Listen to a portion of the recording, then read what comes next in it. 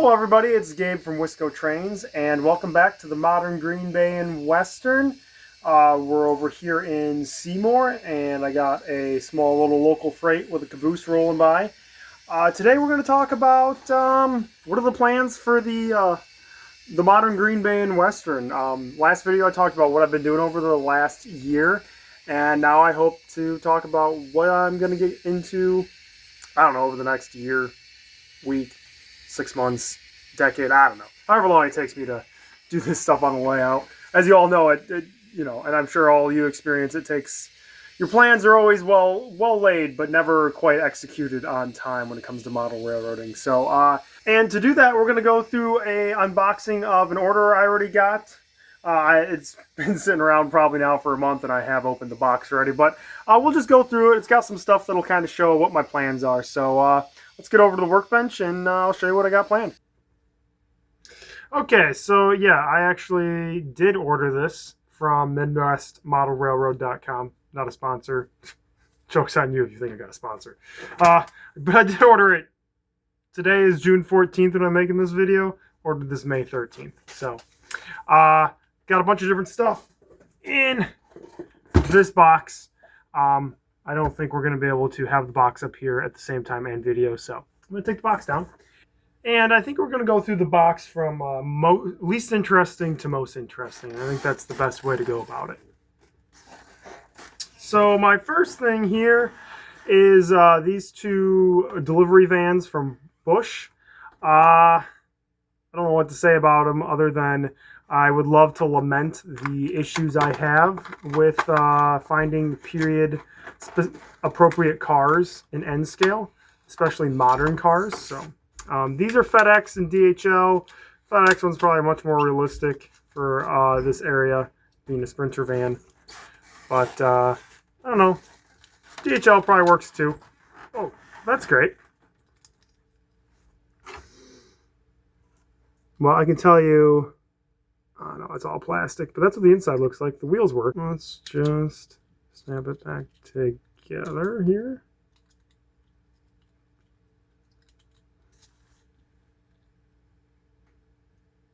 Oh. Okay, before I lose any more parts here. Yeah, I don't know if you can see that, but there's actually a spot where there's supposed to be a little bit of glue.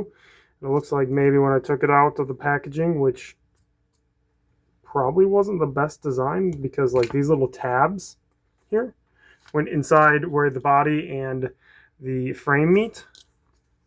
So I guess we're fixing this.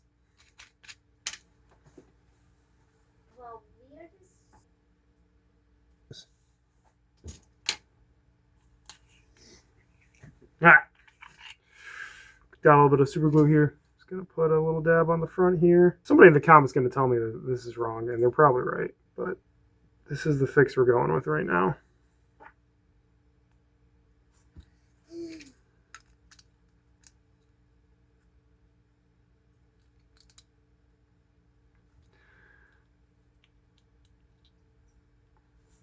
Yeah, good as new. Sprinter vans. Anyways, back to my lamenting of just not being able to find modern cars and stuff. And whatever I do is from places like Bush, which are European, and they're not really as appropriate as they could be. So let's go put these on the layout. Okay, so consider this is the only place I really have any scenery at the moment. Put the FedEx one maybe like coming up to here. Yeah, that looks pretty okay. And then, I don't know, the DHL, see, you can't have them both in the same spot, or they kind of look like they're, you can deliver something to Granite Valley Forest Products for the time being. I mean, that's a lot of yellow. I got a lot of yellow freight cars, but it'll do for the time being. I'll find better spots for them. Actually, there we go. Highway 45 overpass. Perfect. And next up, I have two Atlas Well cars. One is TTX, one is an FEC car. This one I plan on doing in GBWX colors, I think. just as my test. GBWX being the Green Bay and Westerns intermodal fleet that they use just for the Green Bay yards. I'll take this one out, just take a quick look at it. I'm assuming it's like most Atlas well cars, very nicely made. Body is all metal, as one would probably expect with a well car. We have see-through mesh here, which is pretty nice. Let's see, that end detail is pretty good. And I mean, underbody, it's got the extra, which means I can take off that hose and just leave that hose. See, it's got metal wheels, so pretty much up to my standards. Let me go get a container and see how it works in here.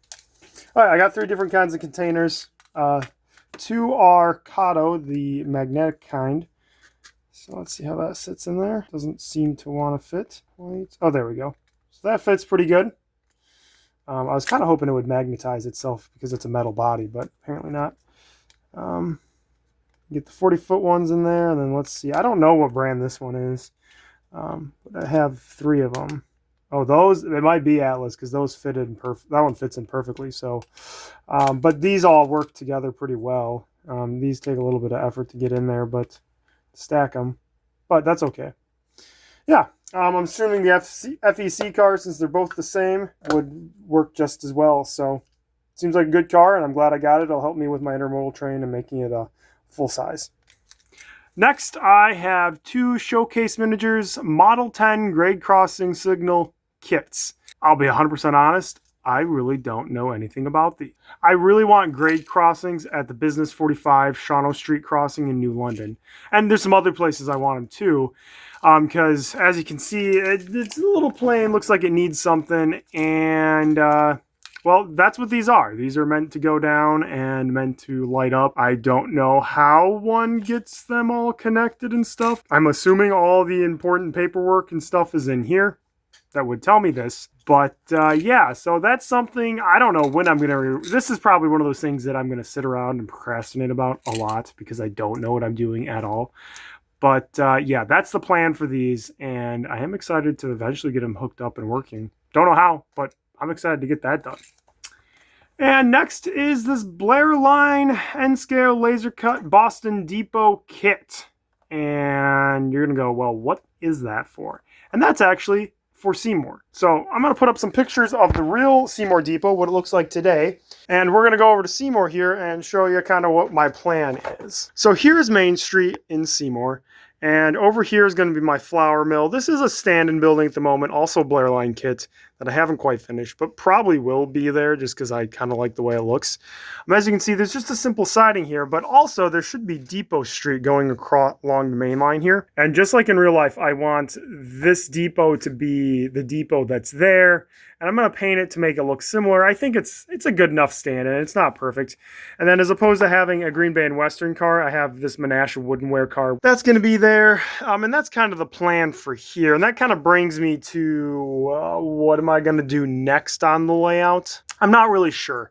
Part of me really wants to get to work over here in Seymour. I think because in New London, I've kind of hit some creative blocks or things I'm just not all that interested in doing right now.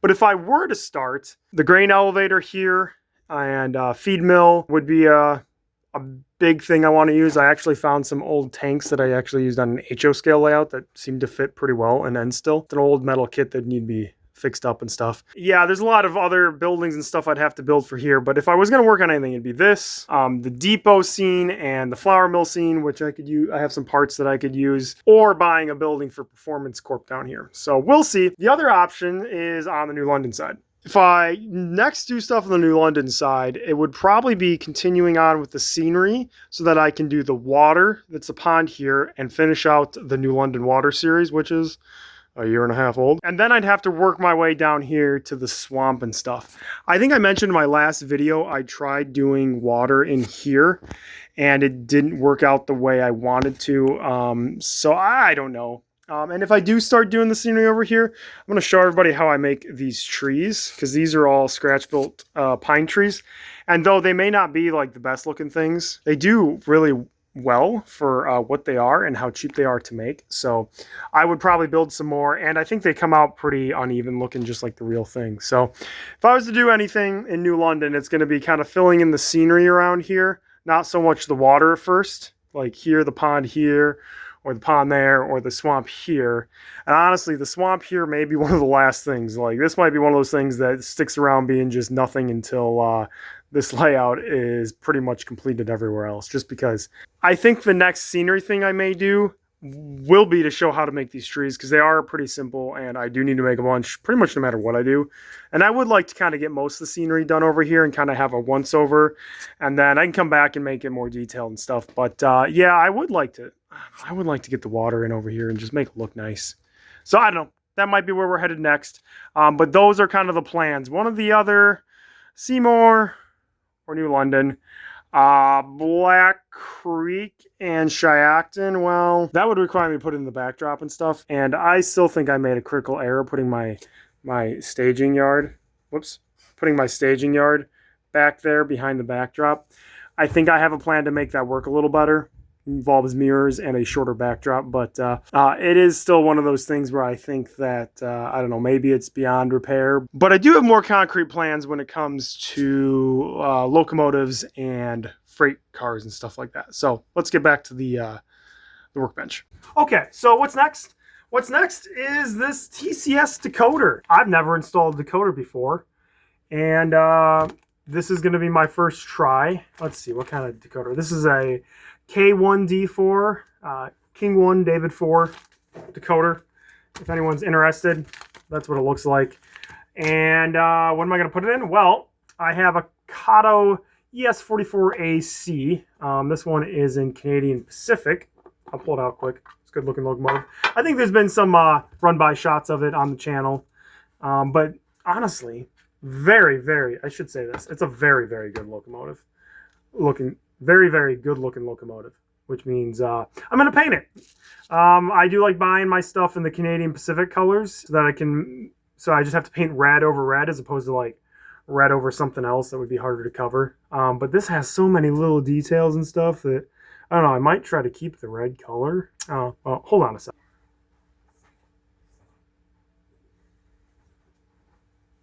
Okay, there we go. So I could try keeping this painted the same red and just getting rid of the Canadian Pacific lettering and that white sill stripe. Because it does look pretty close to what I've been painting my Green Bay and Western locomotives in. And this would probably be the last like Green Bay and Western one that I'd paint for a little while and maybe work on some run-through power and some patched out locomotives that I have in my head. But it's a great looking locomotive. I'll put some footage of it running around the layout in DC mode. I've recently hooked up a DC controller, not just so I could run this locomotive, but also so I could run the little Kato pocket line engine that you guys saw in that short. I'll make a video about that eventually. Yeah, again, as you can see, it's running good on DC, so I'm excited to put in a decoder. I was informed that this would be a good one. Yeah, Kato N scale. Yeah, I'm interested in how this is going to go. Hopefully there's good instructions. That's all I can say. Now, next in the realm of Green Bay and Western locomotives, I found something online at MidwestModelRailroad.com that I couldn't pass up because it was an N scale. And that is a Atlas C424 Green Bay and Western number 322. So, the C424 has actually been one of my favorite locomotives of all time. I grew up in Michigan, and I was actually able to see C424s on the Lake State Railway when I was very little. I have some memories of Big Bertha running down the rails. That was the C424's name, Big Bertha. I think that's also where my love of scare stripes came in, and my love of Elcos is because of those locomotives, the Lake State Railway. Again, DC, so I'll have to put a decoder in it. And I'm kind of thinking it's going to be one of those things where it's either going to run like as a kind of like a museum piece where it's going to haul special trains and stuff. But then again, it might just kind of be in regular service too, in the sense that, I mean, what is it, the Arkansas and Missouri Railroad has C424s lashed up with SD70 ACEs just like this. So I don't know. I might just say it's in regular service. I mean, the Iowa Interstate bought those two or three Chinese steam engines, and we're running those as power on trains. So something like that. If I do that, I mean, really, it needs ditch lights. I would love to put some ditch lights on it and say that it's, in use to this day. It's been rebuilt a few times, something like that, keeping my history. So I have to add a decoder to that. So I'm hoping with the Kato one, which should be a lot easier, just disassembling. I find the Katos to be much more easier to disassemble. So, and then once I figure out the Kato ones, I can figure out how to do the Atlas one, which I think will be a little harder. But as you can see, it's been running around the layout. It looks great. It's nice having kind of some of the older stuff and maybe things that people expect to see on a Green Bay and Western layout. I don't know. Maybe I'll have to get RS3 or the chop-nosed alligator looking things. Well, thank you everybody for watching. I hope you liked this update. I have a lot of different things. I have some ideas for model railroad editorials. I feel like I've said that 100 times on this channel. I've never followed through on it, but I have one that I think is really good and I want to do. The other thing would be I have a bunch of rail fanning videos that'll come out in piecemeal. I have a series that I'm going to do about a trip we took down to the south, which wasn't based for rail fanning purposes, but I got a decent amount in. So do a couple videos on the stuff I caught down there just to get that stuff out of my Google Photos and onto something. And then, like I said, I think maybe either putting in the decoders or building some trees will probably be the next update on the layout. Or I guess whatever else strikes me. But hey, thanks for everybody for watching. I hope you had a good time. Please like and subscribe. I don't know when the next video will be out, but it'll be out. And yeah, everybody stay safe. See you next time.